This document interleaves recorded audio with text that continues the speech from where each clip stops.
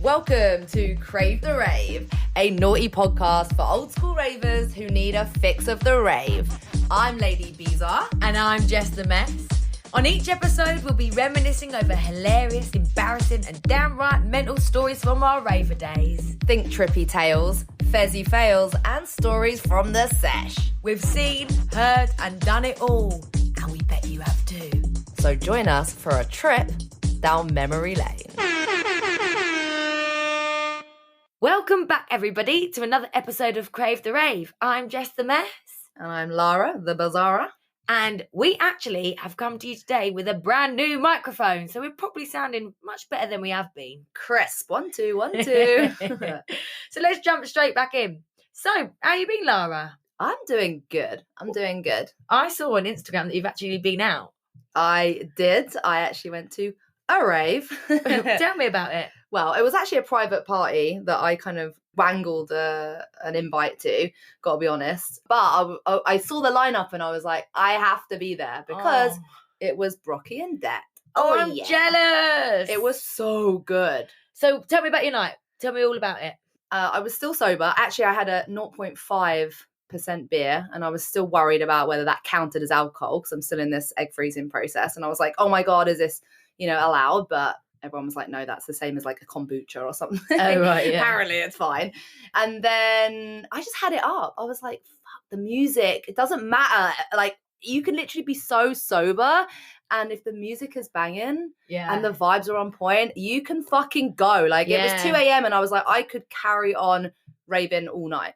And what was the crowd like? Crowd was amazing because I was with a load of girls who I used to go raving with about 17 years ago. Really, really cool. All of them are kind of either married, kids of 3, like us, not that I'm married or have any kids, but you are. And a lot of a lot of people, of our lot now, of those people that I used to go raving with, their lives have changed a lot. And it was just like in this room, it was just about the music, the vibes. Yeah, it sounds amazing. So good. And what time did you finish?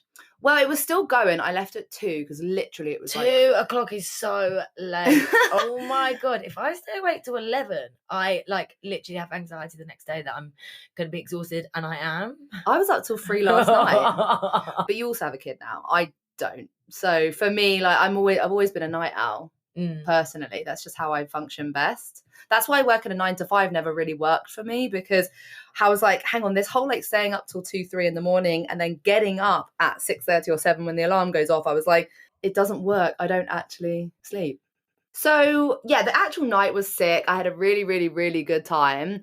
Obviously, I posted a video on our Instagram at Crave the Rave Podcast, one of the videos that I took of with Brocky and Det, and it was popping off. Actually, I was cringing about that because I put Taking It Back on the reel. Obviously, I meant the vibe, the whole scene was just old school ravers. And obviously for me, Brocky and Det takes me back to old school, Rain Dance, Highly Blessed, all that back in the day. But obviously the tune in the video was Chasing Status Badadam, which was released this year. And so I don't know why, how you were saying recently how you cringe at 3 a.m. about these moments, these embarrassing moments when you've been out and getting, once when I was meant to be up, I had work the next day, but I went out to fire and I posted on my status, I'm in fire. It's getting hot in here at 3 a.m. And then I called in sick whilst we were still awake the next morning. And they were like, well, we saw on your status that you were in fire and it was pretty hot in there. Shut up. I actually remember that. I think, fuck, that is bait. Oh shit. But yeah, I mean, there's nothing on that level, but yeah. Yeah. Anyway, so I was no, it wasn't quite that, but I just realized that a couple of times this week I've been just one of those weird things where I'm like, oh, cringe. Do people think that I think that's a really old school tune? And I'm like, no, that couldn't be a newer tune. Anyway, I left at 2 and then I got a bus. I had to get 2 buses home. Got a bus. I was in the middle of a certain place in London. I don't want to badmouth it, but certainly at 2 a.m, I would say that Shepherd's Bush Green isn't exactly where you want to be in a little skirt. I was also hanging outside the McDonald's, which is probably the worst place to be. I decided to get a load of stuff from McDonald's. I hadn't been allowed any junk food for a long time because obviously I've been like detoxing as part of this egg freezing process and being really, really healthy. So I was like, right, I was just in the process where I was allowed to start basically just having a lot of calories, eating whatever I wanted. So I was like, right, let's go McDonald's. And basically I had so many weirdos come up to me, and all these crackheads were shaking my hands. Why? I don't know. Like, Why I don't know what. shake their hand? I couldn't. I felt rude. I didn't want to treat them like they weren't people. Fair enough, but no. But they'd be like, "Oh, babe, all right, let me shake your hand." And I gave one guy £2, and he just scuttled off into the moonlight. And I was like, he probably was the worst person I could have given my money to. But I really bought into his story. I really bought into his story about the money for the hostel. And then I saw him go and meet his little, cretin mates on the other side of the road. And I was like, right, That's okay, crack. shit, yeah. Well, I felt sorry for him, but he was one that shook my hand. So then I was at the bus stop. My next bus wasn't coming for 28 minutes. Obviously, I then booked a taxi. I was like, get me out of here, because at this point, 3 different people had been touching my hands, and I just couldn't touch my food. I couldn't clean my hands. I was like, this is so shit. And the thing is, right, the McDonald's, there's no toilet where you can wash your hands, and there's no... they didn't have any sanitary gel, like the hand sanitizer. I was asking. So anyway, at that point, I literally... Do they still have the little sachets? No, you can get? The little lemon sachet. Yeah. No, that's gone. I mean, it's a mad night out if at the end you're begging for a lemon sachet. Oh my God.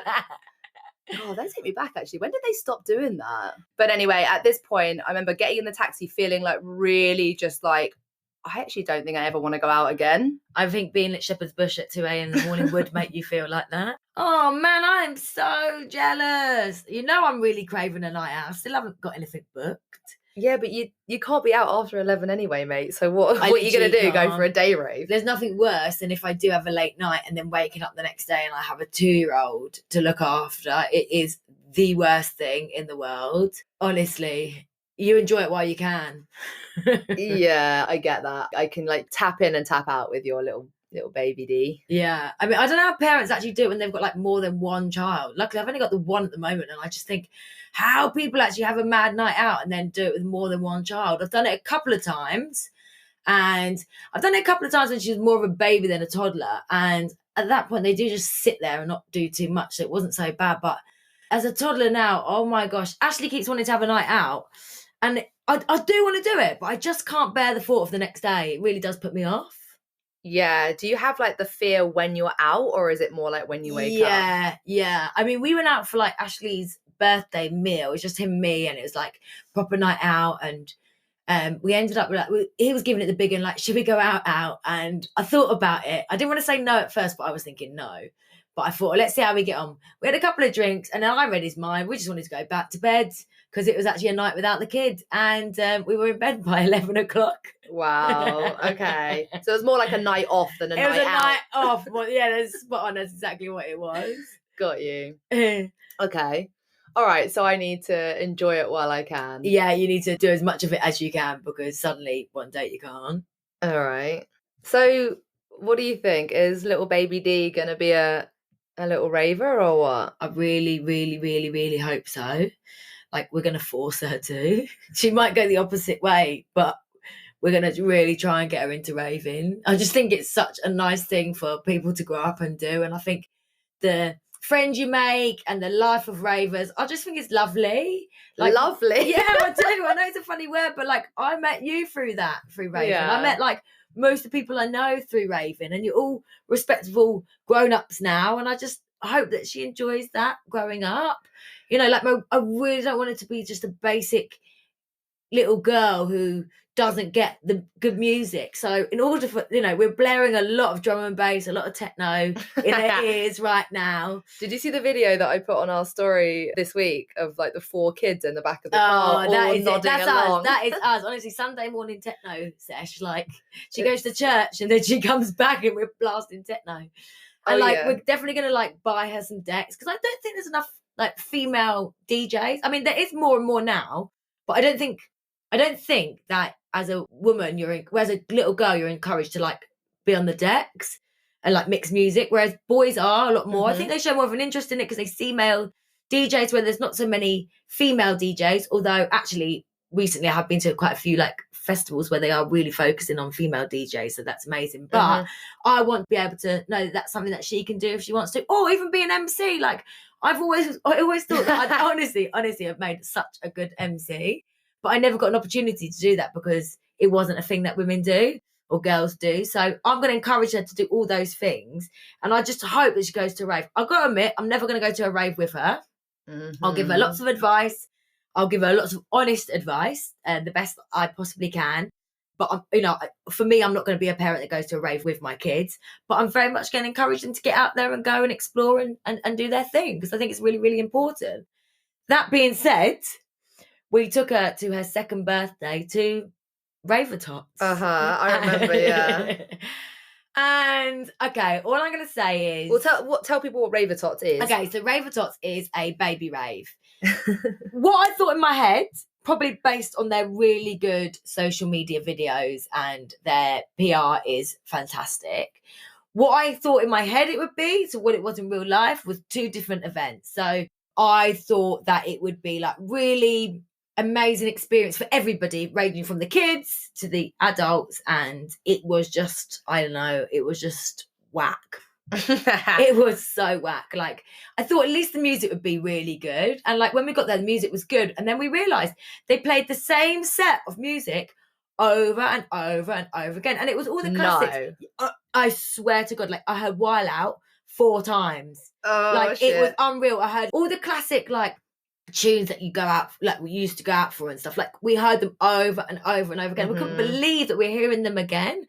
What was it like? Serrani No Games, like kind of like garage? Yeah, it was like it was garage. I mean, I didn't hear Serrani No Games actually. It was like Flowers, and it was garage, and it was Artful Dodger. All right. And like I said, While Out and stuff like that. Yeah. And we had Original Nutter and things like that. But it was the same thing over and over and over again. I mean, it didn't help that the weather was really bad. So you didn't enjoy it, but did she? No. Basically, she would have been happy having an ice cream anywhere. I didn't need to pay an extortionate amount of money. And like, it was weird because the crowd were like, they were the people that I just kept thinking, I bet I've sat with you on the floor of a rave and chatted shit with you. I did. The crowd were ravers. I just thought it was just quite badly done. It felt naff. Okay. And it felt like gimmicky. And there were little things that could have been done, which I think would have, like, there was no children food. So it was like done in a venue that was for adults. Oh. And so like there was no kids food and stuff like that. Was there more than one stage? No, there was one stage. And like on the video, it had like confetti cannons and it had smoke machines. It had none of that. And you had to pay £10 for face painting. Wow. And the queue for face painting was unreal. Sorry, if anyone expects a 2-year-old to stand in a queue, or any age child to stand in a queue for over an hour to get your face painted, I just think that's really muggy. Yeah. So I'm sorry to slam it because it's not what I really want to do, but it was disappointing. Okay. And I think probably the majority of people that have been there would say the same. Mm-hmm. I reckon it started off really good and it's got bigger and bigger and bigger and it's got less and less and less special. Personally, that's what I imagine has probably happened. So if anyone's listening that has any involvement in it, sort it out because the concept is fucking brilliant. The concept is amazing. I love it. I want to be able to take my kids. Like, why not? But in reality, it was very, very different. Yeah, I can imagine. So I'm curious then, what are you going to do when Baby D, wants to start experimenting with, more grown-up stuff? So I've been thinking about this a lot. I think I'm just going to be, it's hard because she's only 2. Yeah. But I think I'm just going to be actually really honest. I want to give advice from things that I've learned. There's little things that I want to pass on. Like, obviously there's all like the serious stuff, but there's little things that I want to pass on, which if you don't know this tip, this is about to blow your mind. But if you can't wee when you've been getting on it, you have to whistle. And when you whistle, it relaxes all your body. Yes, that is a top tip. That has actually helped me before in the past. Honestly, once I found that out, like it actually changed everything. So I just feel like there's like all these like little tips that like, there's stuff that I've learned along the way. I mean, much more profound ones than that. But I just think it's weird. Like, why would I not share what I've learned with my children? Yeah. Because, it's likely that she's going to be doing that anyway. So why not like give her the knowledge that you've learned along the way? Totally. But as any parent knows, what you say now and what you actually be like at the time could be completely different things. So what do I know? Ask me again when she's 13. Yeah, you got a little bit of time yet, haven't you? I mean, at the moment, she's still seeing a balloon as a balloon.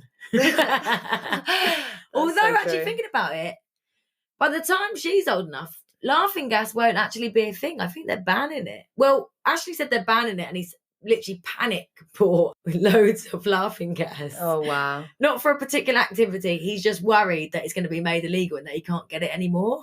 Well, that was what happened when good old plant fertilizer. Remember when that got banned? God, that was about 12 years ago or whatever it was. And everyone panic bought so much of that online. God, that was... I think it's good though, because the new laughing gases, they don't come in those tiny little canisters. Mm-hmm. They come in like massive, big, supercharged ones now. Yeah. So he bought a whole box of them for some God knows event in his life that's coming up. Yeah, well, apparently, like loads and loads and loads of kids have been hitting the gas. Oh, really? Yeah, I read. I know. I've seen also, obviously, that it's getting banned, or they're making it basically illegal to have, I think, possession and certainly to supply it. But I think it's become the most common drug among 16 to something like. I think I read 16 to 24-year-olds after weed. I thought they all vape.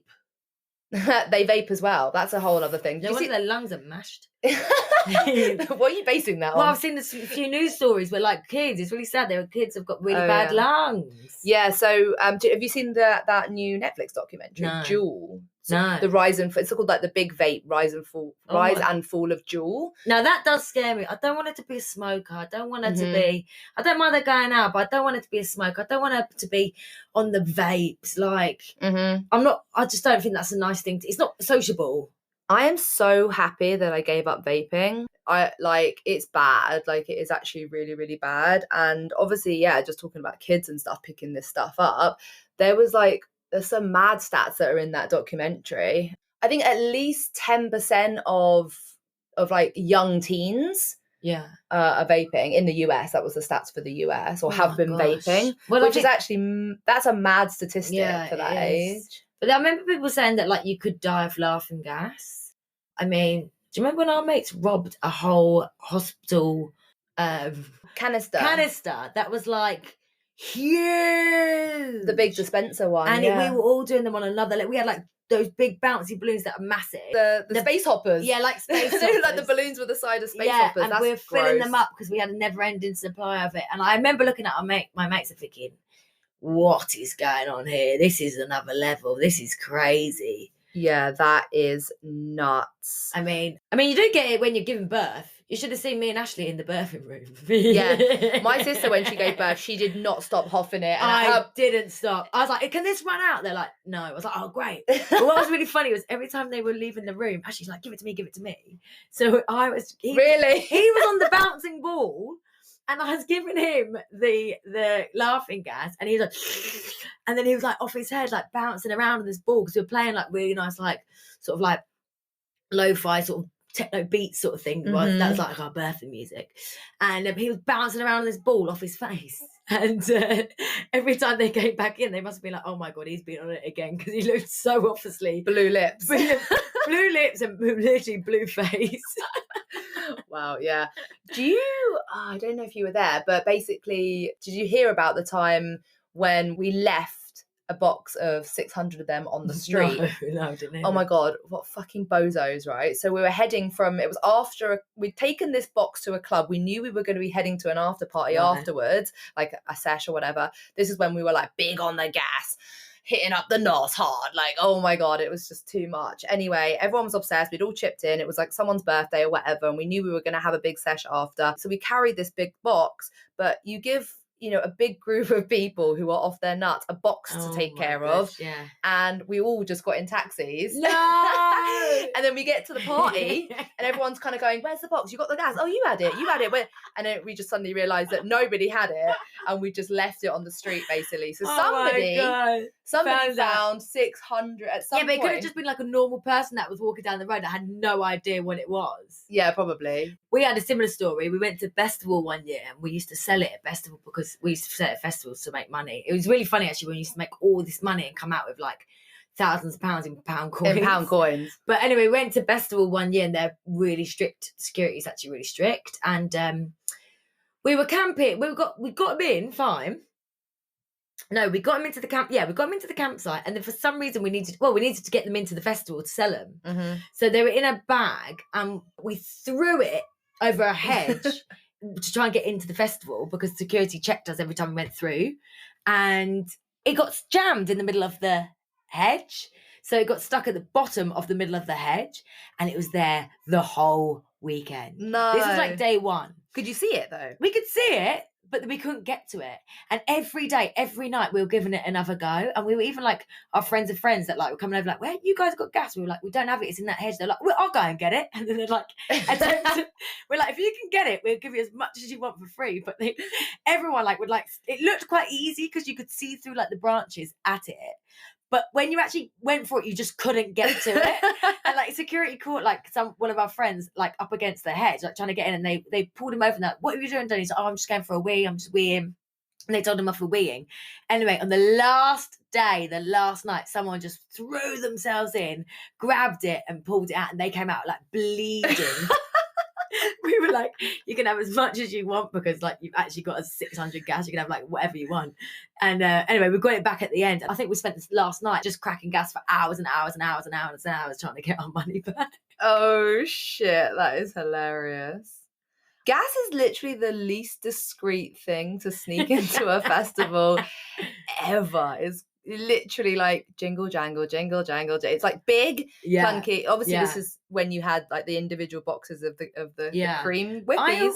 I always felt so bad for like the mess. Like, where are they? I remember somebody that we know once collected all of them, thinking that it could be scrap metal and that he could sell it. And he collected loads from a festival, and then when he took it into this scrap metal yard, they were like, no, you can't, it's the wrong type of metal or something. You'd be pissed, it's so heavy. Yeah. Oh shit, like dragging a whole fucking but bag I think that's why they got banned in a lot of places. Well, obviously many reasons why they are, they were illicit or whatever, but like I think more was like the actual canisters used to mess up the machinery of the festivals. Oh really? Yeah, the machinery. Because it's like a little metal canister, and the machinery, if it was in the grass, we used to mess up the thing. So that's also why they were always banned at like festivals and stuff. Well, I read that they were fined. Obviously, you see them like in London on the streets just all the time now, but they were finding them in like playgrounds and things like that. Kids picking them up. It's pretty rank. Well, goodbye laughing gas, because it's now going to be made illegal. It's going to go underground. So you could end up in prison for selling laughing gas. So I just imagine if you were in prison for all the things you could be in prison for. Is that funny, is it?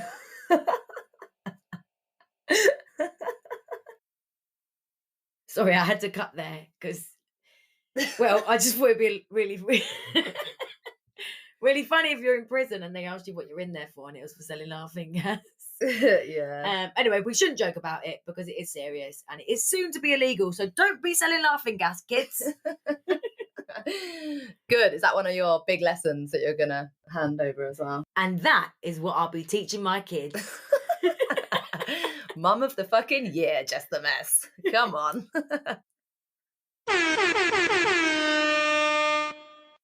So, question for you, Jess. Yeah. What is your after party drink of choice? I love the afters. Well, I know that. I used to go out to go to the afters, but I think mine's going to surprise you. Mine is red wine. Oh, I am red wine, and I've been like that for quite a few years as well. I don't feel as bad on red wine. It can be quite a shock to the stomach sometimes, though, when you've had a big night out and you haven't eaten anything, and then you like drink the red wine. But yeah, I'd probably go for red wine, I'd say. I mean this in the nicest possible way, but I do think of you as a bit of like a red wine lips kind of girl. No! Oh my God, I am. I know I am. I know. I've had that shock moment when I've looked at my mouth in the mirror. I'm one of these people that when I look in the mirror when I'm fucked, like I'm really weird. Like I do weird faces and I just like spend a lot of time looking at myself in the mirror. And when like my eyes are massive and I look really pale and weird and I've got black red wine lips, like it actually like is terrifying. Yeah, I know I'm that person. Yeah, usually mixed with like smudge lipstick. Like bright smudge lipstick. Thanks. Okay. Sorry. Cheers. It's not been you recently, but like when I think no, it's about... not been me recently because I haven't been out recently. Right. But great, that was my look back in the day. Yeah. What about you? Well, you tell me actually. Yeah, I know you. Well. I know. I'm actually going to say yours is one warm Corona that you've had in your hand for about 7 hours.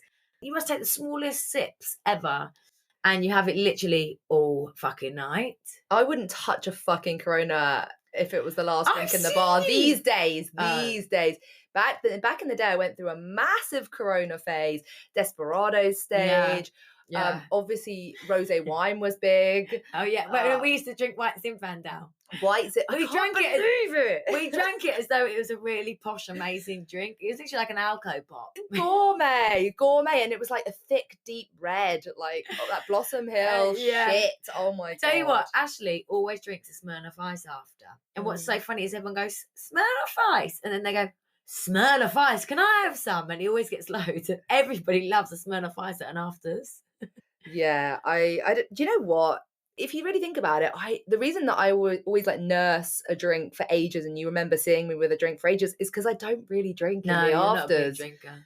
I just don't. I'm not a massive drinker anyway, but like especially in the afters, once I start getting on it, drink is just like gone. Yeah, you're not a big drinker. I'm not really at that time either, but I probably have whatever I can get.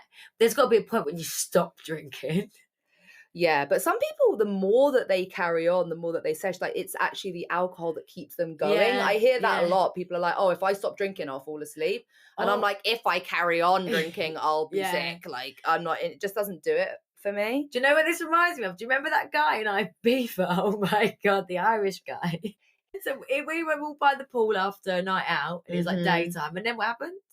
Well, do you remember that? He said, I'm going to go do the shop run. We didn't have any booze left. I wasn't bothered because I wasn't really drinking anyway. We're obviously, it's like 35 degrees being hot. Middle of the summer in Ibiza. We're just dipping in and out of the pool, just like basically just like beached whales just melting in the sun. He was like, I'll do the shop run. And we were like, yes, thank you. Someone's going to do the shop run. Don't know really why because we weren't really up for drinking anything anyway. But we're like, okay, someone's going to do the shop run. I think cigarettes are the main thing everyone wanted. Yeah.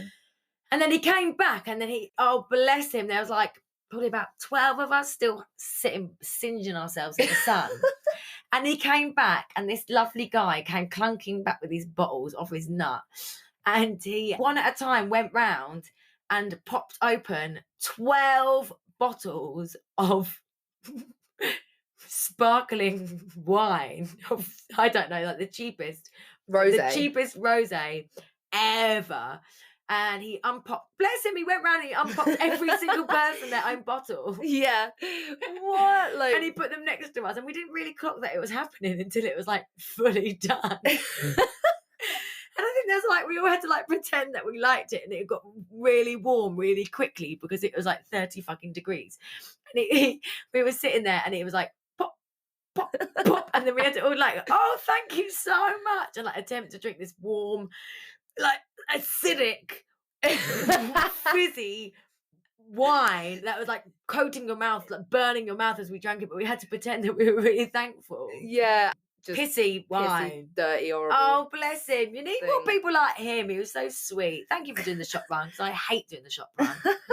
Yeah, that's never me, to be fair.